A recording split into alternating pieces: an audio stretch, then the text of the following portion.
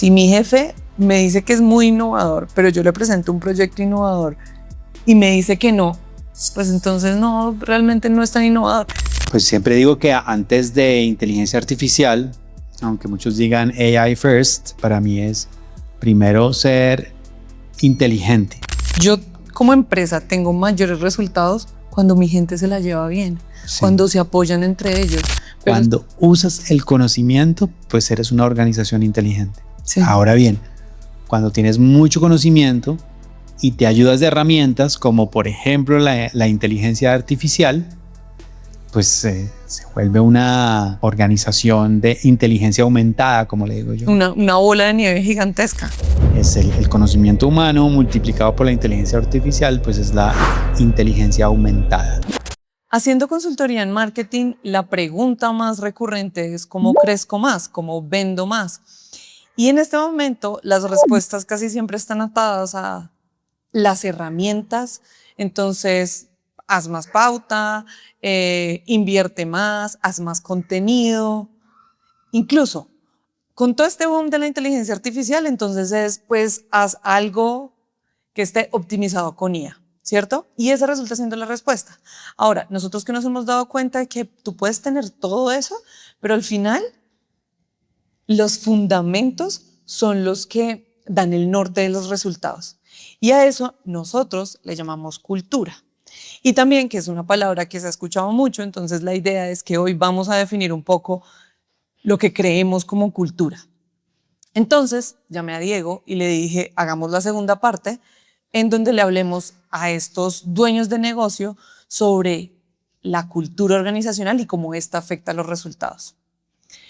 Entonces, Diego, ¿estás de acuerdo conmigo, sí o no, que ahorita el boom es la inteligencia artificial y nos olvidamos de los fundamentos? Sí, ¿Por qué estás de acuerdo? porque es otro tema de moda, como lo han sido otros en el pasado. En el pasado, recuerdo en los 90 era la página web, sabía que tenía una página web. Y luego entonces era la transformación digital. Y ahora le tocó el turno a la inteligencia artificial. Pero desde formar una página web, la inteligencia artificial, la transformación digital, el marketing de productos digitales, todos tienen un fundamento y es cómo las personas se comportan y cómo las personas tienen creencias similares que las llevan a tener un impacto en una organización, incluso como individuos en su propia vida, ¿no? Que eso, pues, es lo que denominamos cultura.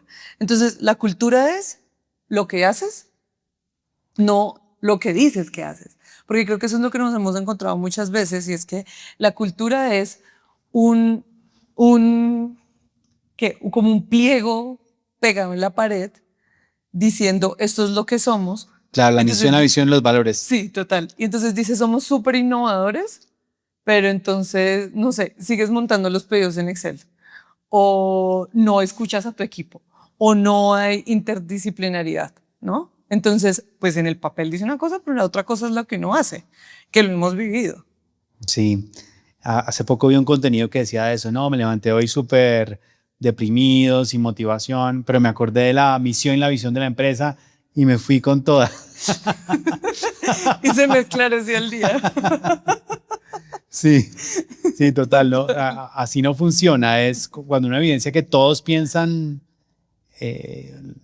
parecido y tienen creencias semejantes y además actúan de la misma manera, hay como unos inicios y una evidencia de que empieza a haber cultura. Tú ahorita me decías algo y era como la cultura son los hábitos y las creencias.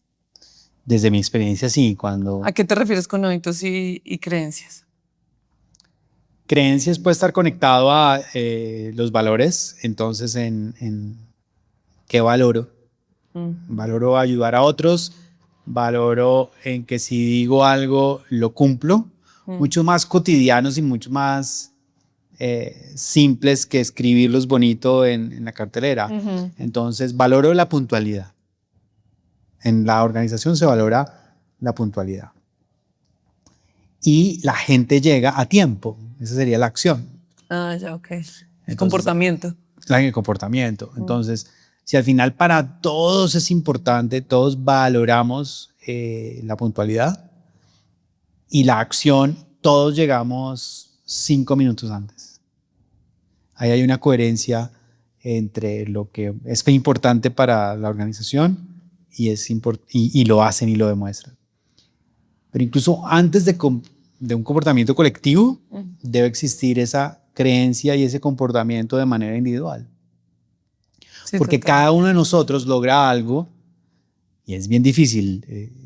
No quiero decir que me pase a mí todo el tiempo, pero lo más difícil es que nuestras creencias individuales sean coherentes o las llevemos a la práctica. Si eso es difícil, Imagínate es una muy organización. difícil. Imagínense un conjunto de personas que crean o que se pongan de acuerdo en lo que creen, lo hagan y por una razón o un propósito, una motivación compartida. Es dificilísimo y es largo.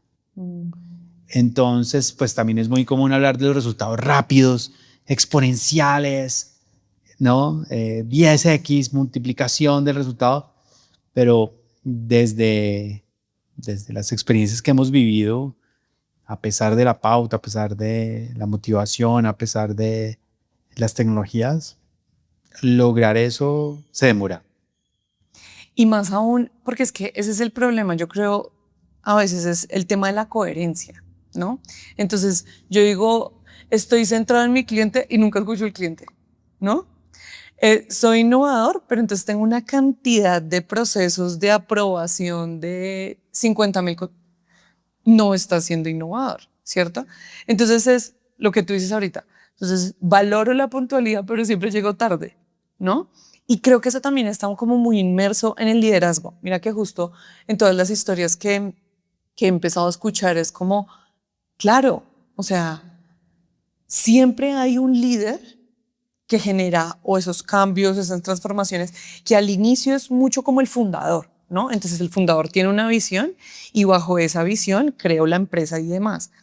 Pero en ese proceso de, digamos, crecimiento de la compañía, pues o el fundador o el líder determina mucho lo que hacen las otras personas. Entonces y eso es como una visión muy personal, ¿no? O sea, si yo soy la líder y yo te puedo decir, valoro la puntualidad, pero siempre llego tarde, es una incoherencia, es una disonancia que al final creo que son esas cosas no dichas que son, me decía un estudiante la semana pasada, que yo hablándoles de las cosas inconscientes que tenemos en la cabeza y me decía, sí, profe, las cookies de la cabeza. Entonces, justo es eso, es todas esas cookies que no las hemos limpiado, que no hemos borrado caché, ¿cierto? Pero que están ahí, que crean disonancias frente a la organización en donde yo estoy, ¿sí? Si mi jefe me dice que es muy innovador, pero yo le presento un proyecto innovador y me dice que no, pues entonces no, realmente no es tan innovador. Entonces, desde mi parte, yo sí creo que tiene que ver mucho con el liderazgo. Sí, tiene que ver mucho con el liderazgo porque él da la claridad y da el ejemplo y hasta la inspiración. Pero yo creo que lo que las personas como individuos y los grupos deben tener una cosa muy sencilla como valor y es ayudar al otro. Que en ese caso el ayudar al otro, pues es el cliente, ¿no?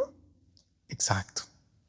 Se llama el cliente, pero para mí me gusta más decir ayudar a las personas.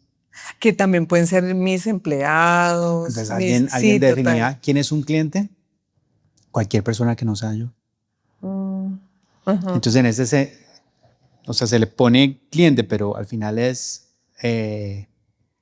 mi propósito puede ser ayudar a otras personas, empezando por mí mismo, ¿no? Volviendo a la conversación que tuvimos la vez pasada, ¿no? Me ayudo a mí mismo y ayudo a otros. Y entonces alguien definía el cliente como cualquier persona que no sea yo. Que no sea yo. Y entonces conectaba eso con... y al final esto es un ejemplo de cómo establecer unas creencias sencillas. Porque de nuevo con la cartelera que dice la frase bonita es creencias sencillas y cortas. Me gusta también cortas. Entonces, ¿quién es un cliente? Cualquier persona que nos ayude. ¿Cuál es el objetivo? Ayudarlo. ¿Cuál es la estrategia? Prepararme para ayudarlo. Además, sabes que me parece muy lógico porque, ¿Y cuál es cultura? Te interrumpo. ajá, Que todos lo hagan. claro, claro.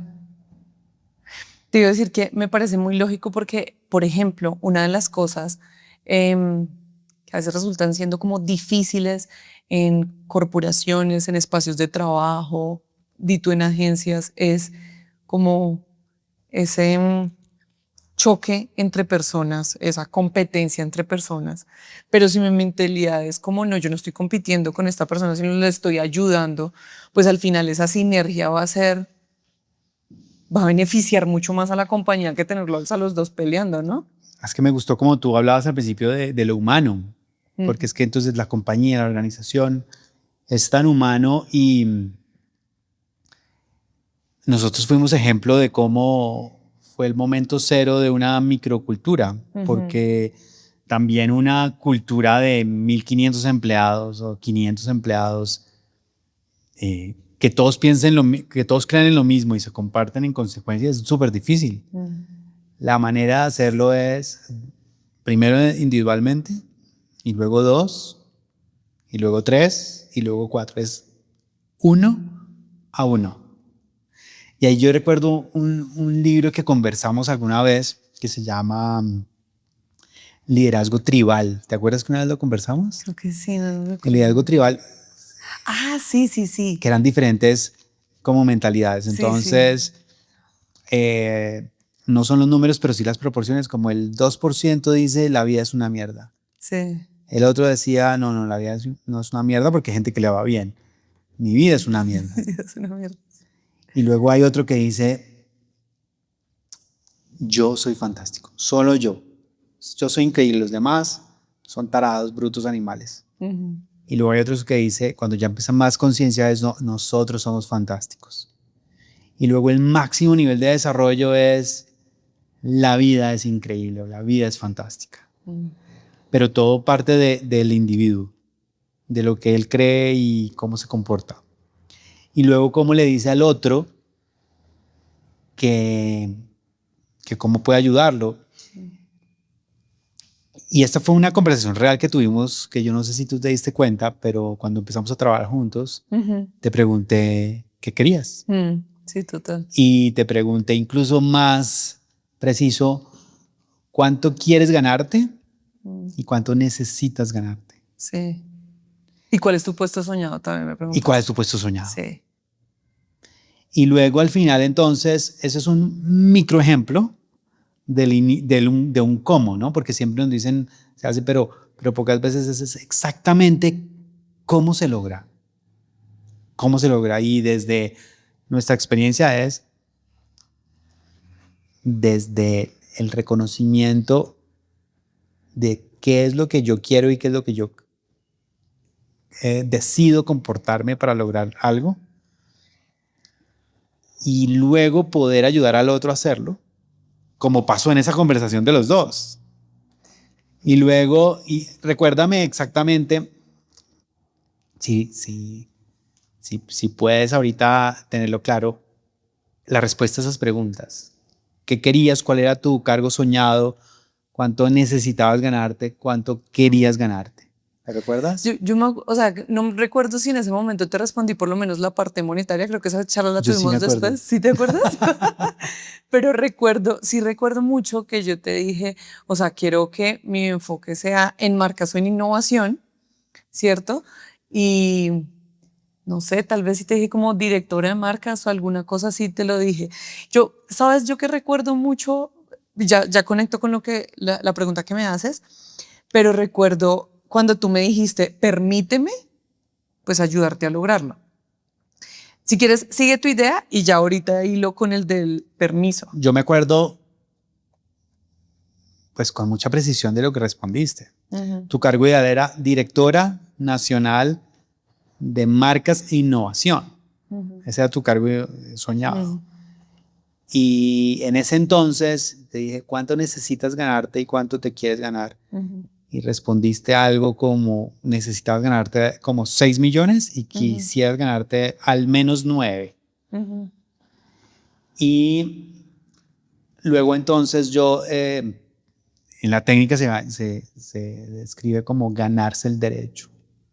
Entonces yo entendí exactamente lo que querías, o sea, hacer construcción de marcas y proyectos de innovación, y ganarse el derecho significa darte evidencia de que yo te podía guiar en técnicas y métodos y procesos para la construcción de marcas y que yo te podía ayudar a seguir procesos para el desarrollo de nuevos productos o nuevos servicios.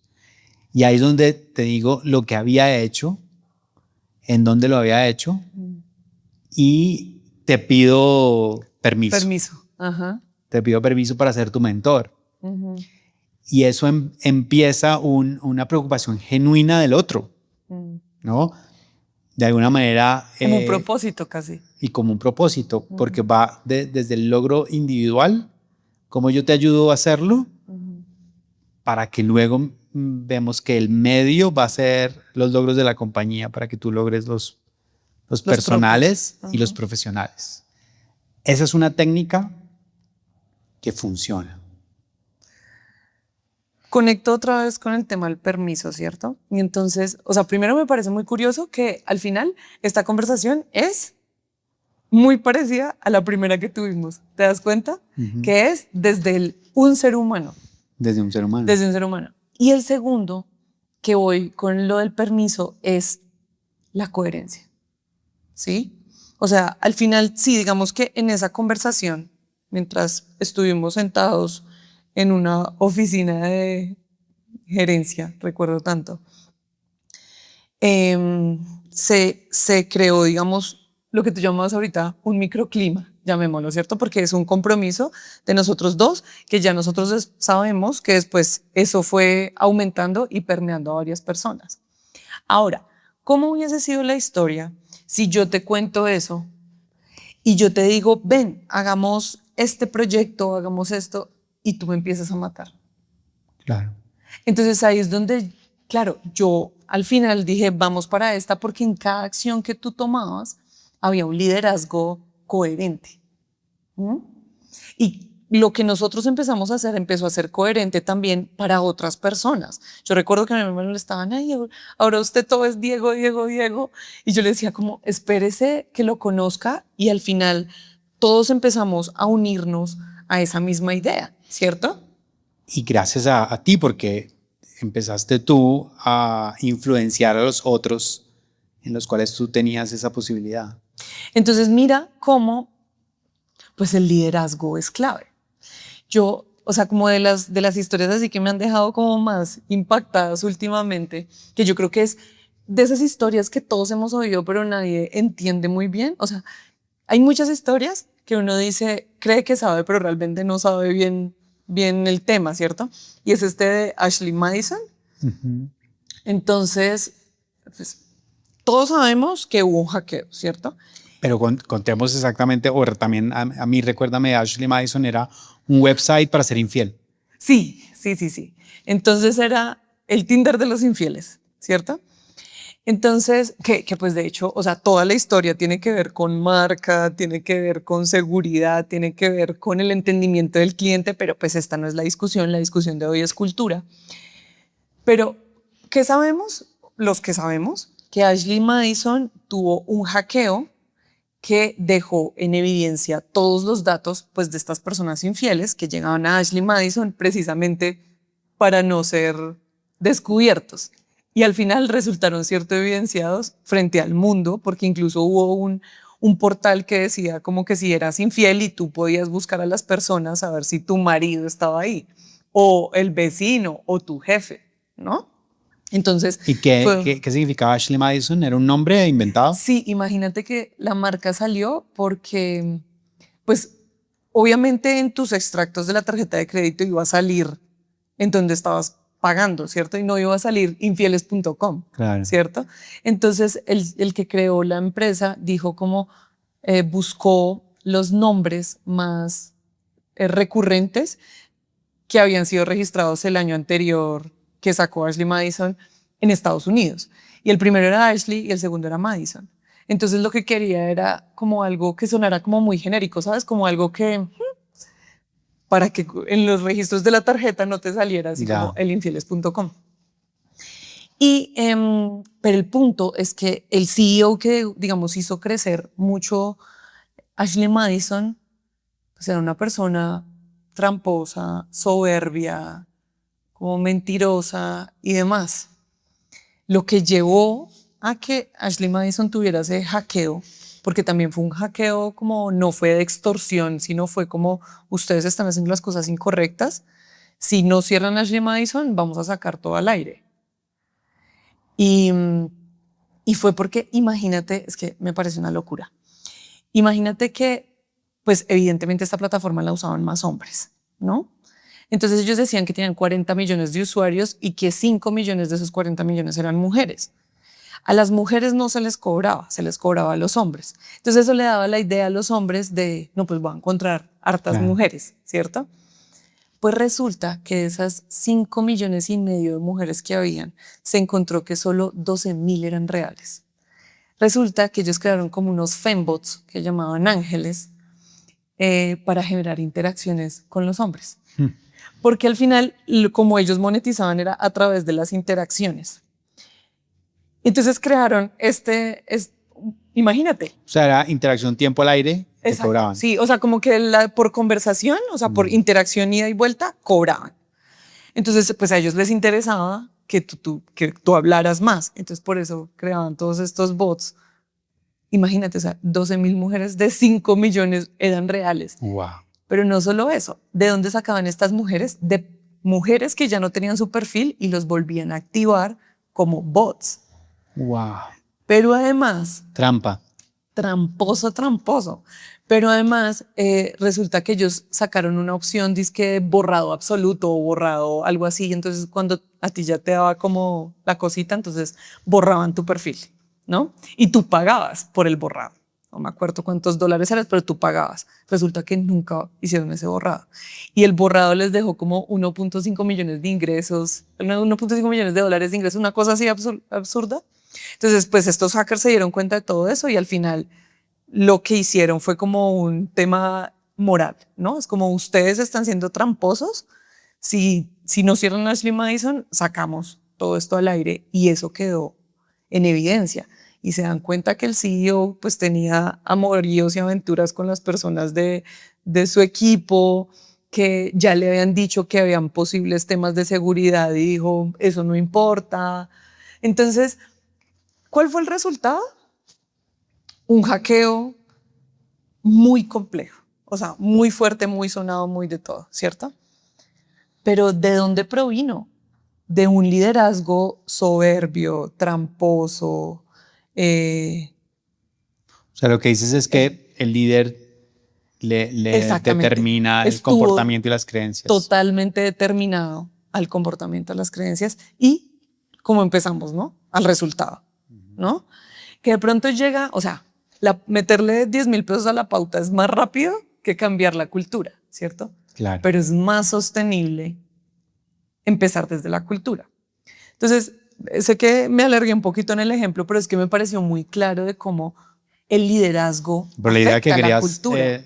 transmitir es el líder es el responsable de la coherencia. Y de esas creencias y comportamientos de su organización. Total. Entonces, el punto al que voy con lo que yo decía contigo era pues que yo vi coherencia y me adherí, llamémosle a esa microcultura, y otros empezaron a ver esa coherencia. Pues la creamos juntos. Digamos que el término microcultura es como se habla de clima y microclima, entonces puede ser, hay una cultura de muchas personas, pero que al final es el resultado de las creencias y los comportamientos de equipos, para este caso microculturas. Como ves, no solo te adheriste, porque pues para poder teníamos que ser más de uno, sino que la creamos. Y fue un poco porque compartiste la manera que yo te propuse, ¿no?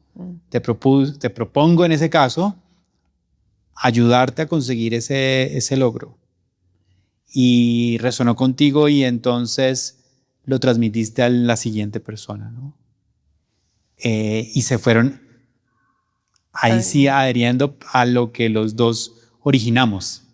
Y luego ya es 3, creo que no logramos ser más de 5, si tú lo recuerdas. No sé, en 2 años, aunque llevemos 3 o más nosotros trabajando, pero nos costó ser 15. Hay una teoría que sale en el libro de Tipping Point de Michael Gladwell que dice que se necesitan 15 personas por cada 150.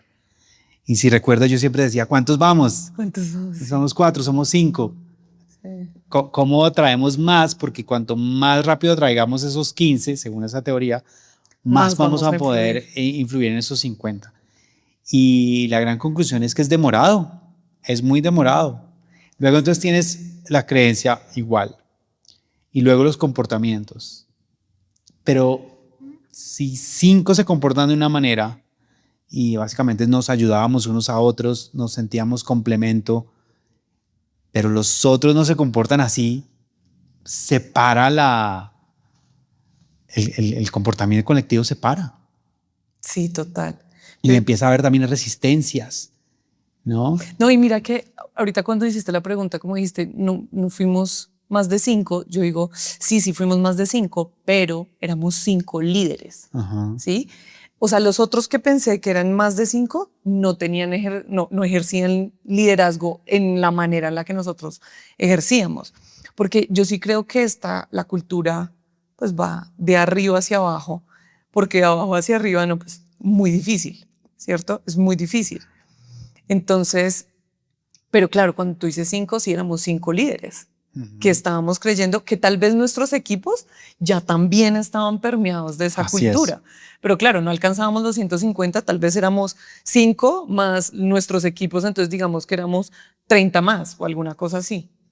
Hay otro componente de esa transformación o creación de cultura que impacta el resultado y es que deben sentirse recompensados. En tu caso, y no era solamente, bueno, el salario sí, pero también fue como proyectos especiales, si lo recuerdas. Hablábamos de qué proyecto te haría feliz y qué te gustaría. Y entonces casi que lo que provocamos es que cada uno fuera muy feliz en algo que hiciera. Es verdad. Sí. Y eso es como una como de la satisfacción del hacer, pero del ganar también. Entonces, no sé si recuerdas, pero todo el equipo ganó más dinero después de un periodo de tiempo. Sí. Todos. Sí. Y todos obtuvieron un cargo de mayor responsabilidad. Sí. Y eso conecta con otro libro que se llama Delivering Happiness. El de sapos. El que cuenta la historia de sapos. Y él es un libro acerca de la cultura, donde aplica principios de felicidad, cómo los puso en práctica. Entonces dice, una felicidad es la sensación de progreso. La sensación, eso me gusta. Es la sensación de progreso. Entonces, ¿cómo se materializa? Entonces, él lo implementó, que él, una promoción de un cargo, lo estableció en 18 meses. Y cada 6 meses había un título que describía una mayor responsabilidad. Entonces, por ejemplo, coordinador senior, líder, por poner un ejemplo. O líder de marca, gerente de marca, director de marca. La compensación sí iba a ser, no sé, 1.5 millones de pesos, pero los entregaba de a 500,000 pesos. Entonces la persona tenía el título, progresivamente de mayor responsabilidad, y la remuneración. Cada 6 meses, 500. El otro componente es control. Y como él lo implementó en su compañía fue, si usted tiene esta formación y logra este hito de ventas, entonces usted pasa de líder, de coordinador a líder. Si usted tiene esta formación y logra este hito de ventas, entonces usted pasa a gerente. Entonces las personas tienen control de su evolución. De su evolución, ajá. Y otro componente era sentirse parte de una comunidad. Uy, es que la creación de comunidad es vital. Y eso lo he vivido en experiencias como ir a un happy hour, almorzar juntos, genuinamente disfrutar. Vamos a tomar algo y hablamos de cómo lograr esto. Entonces se mezcla ahí un poco como el estilo de vida con el trabajo. Y cuando a uno le gusta mucho el trabajo, pues no lo ve como trabajo. Y Tony Hsieh, creo que se llama el autor, habla que ellos les elegían las personas si veían que se podían tomar un trago después del trabajo. Ok, claro. Entonces sentirse parte de una comunidad. Sí. Entonces ganamos o perdimos todos, sí, pero nos damos soporte mutuamente. Y el último, que esa comunidad persigue algo que solo pueden lograr con la unión de todos. Juntos. Es algo más grande que ellos.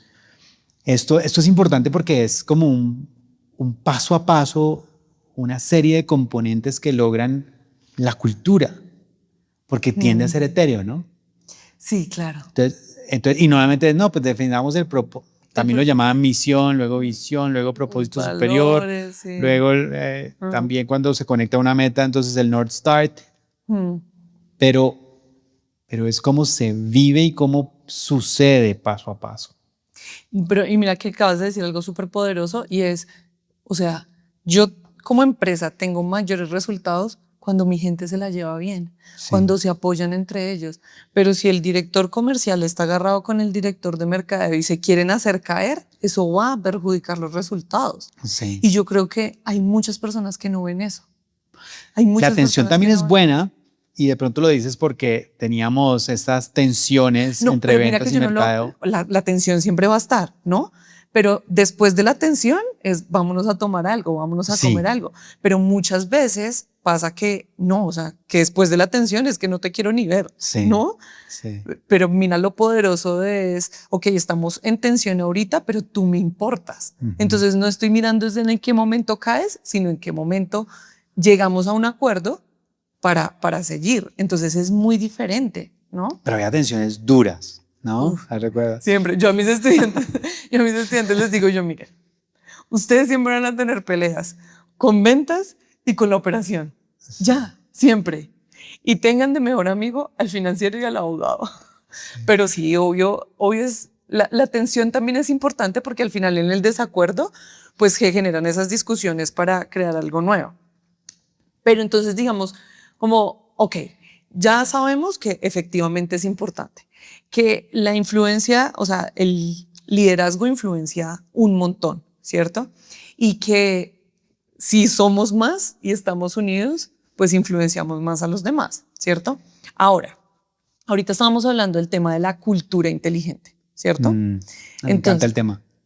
Yo sé. Y como de hecho una de las cosas que hablamos en el pasado fue de la inteligencia artificial y de la inteligencia y del uso del conocimiento. Entonces apliquemos, o sea, cuéntame lo que me hablaste ahorita de cultura inteligente. Pues siempre digo que antes de inteligencia artificial, aunque muchos digan AI first, para mí es primero ser inteligente y como individuo y como organización o como equipo. Y ser inteligente pues es la capacidad de usar el conocimiento. Y defino entonces el conocimiento como la capacidad de predecir resultados. Y el cómo, que me parece muy importante, es el método científico. Ok. Al final, científico es lo que pruebas en un laboratorio. Sí, total. Que normalmente tienes un margen de error y tienes un nivel de confianza, pero al final es predecir el resultado. Si lo haces 100 veces, 90 veces te saldrán los mismos resultados. O sea, lo puedes predecir con un 90% de nivel de confianza. Y el margen de error puede ser 10 arriba y 10 o abajo. 10 abajo. Hay muchos términos nuevos, tal, pero los fundamentales muchas veces no pierden vigencia. Inteligencia es la capacidad de usar el conocimiento y conocimiento es la capacidad de tener resultados Predecibles. predecibles. ¿Y cómo llegas ahí? Desde el dato, con la capacidad de convertirlo en información, esa información en un entendimiento, en un hallazgo que te da un entendimiento profundo, que en inglés llaman como insight. El insight. Y eso te lleva a una acción. Acción basadas en insights o en hallazgos que te dan un entendimiento profundo de algún fenómeno. Cuando tienes claro, tomas decisiones o acciones, me gusta más, y cuando esas acciones tienen resultados repetidos, es conocimiento. Que las acciones pueden ser positivas o negativas. O sea, pueden ser el positivas o resultado puede negativas. ser positivo y negativo, pero eso es importante y es el aprendizaje también viene de lo positivo y de lo negativo. Porque hay veces que Total. nos quedamos en simplemente fue malo, pero ¿y qué aprendimos? Porque predecible es que si lo haces así va a salir mal. Total. O no vas a tener el resultado esperado. Y positivo o negativo, cuando usas el conocimiento, pues eres una organización inteligente. Sí. Ahora bien, cuando tienes mucho conocimiento y te ayudas de herramientas como por ejemplo la inteligencia artificial, pues se vuelve una organización de inteligencia aumentada, como le digo yo. Una bola de nieve gigantesca. Es el conocimiento humano multiplicado por la inteligencia artificial, pues es la inteligencia aumentada. Entonces, organizaciones y a más podrían ser, ¿no? De inteligencia aumentada. Y lograrlo, de nuevo, ¿ahí cómo? Entonces, ahí viene la cultura inteligente. La cultura inteligente es la que, por lo menos más de la mitad de las veces, usa el conocimiento. Pero no lo usamos tampoco como individuos. Sí. Y solo para recordarlo, cuando yo ya sé un resultado repetido o predecible, que si me muevo sube mi energía, la claridad mental, y no lo hago, pues es un acto pendejo. Entonces también hay organizaciones que tienen pues acciones pendejas porque no están basadas en el conocimiento. O el conocimiento se quedan unos pocos. Así es. ¿No? Y no, ahorita lo hablábamos de la importancia de la claridad, ¿cierto? Y es que justo creo que concordamos en que debería ser uno de los valores, ¿cierto?